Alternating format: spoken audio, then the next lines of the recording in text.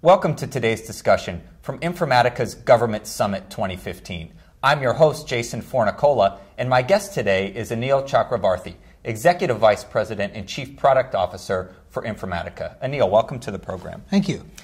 What's one thing that you think government could learn from the private sector when it comes to enterprise data management?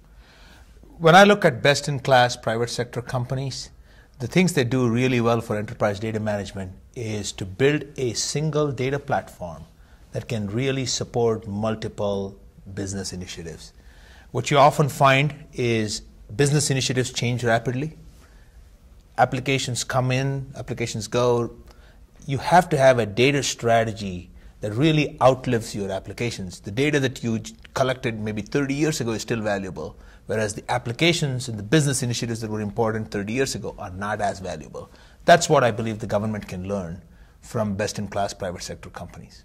What metrics should be considered when assessing the effectiveness of an enterprise data management strategy? In terms of metrics, you obviously have to start with the business initiatives that you find critical. For the government, that usually translates into the missions that they are delivering on.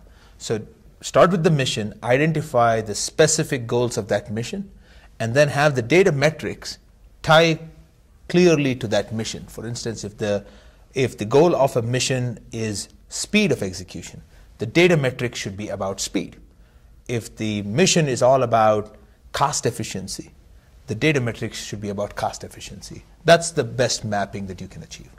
When you look into the future 2 to 3 years from now, what's the biggest change that you're expecting when considering enterprise data management? The biggest change is going to be the huge proliferation of new data types, which is things like social media data, machine data, etc. The location of the data could be both in data centers that are owned by government agencies as well as in the cloud, as well as complex new rules around data security and privacy, so that ownership of data can be clearly enforced across all data processes. Those are some of the biggest changes that I see coming in the next couple of years. Now, for those just getting started with enterprise data management, where should they begin?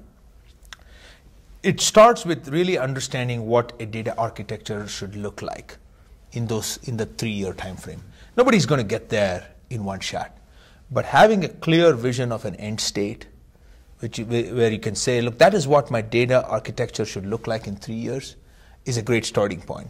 And then you can work backwards to say, okay, if that's my 3-year horizon, these are the pressing initiatives I have today.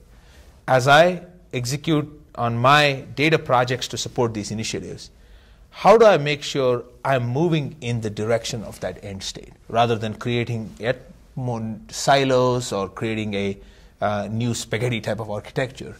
Being able to have a clear vision and executing on today's projects to align in that direction. I'd like to thank my guest today, Anil Chakravarthy, Executive Vice President and Chief Product Officer for Informatica. For WTOP and Federal News Radio, I'm Jason Fornicola.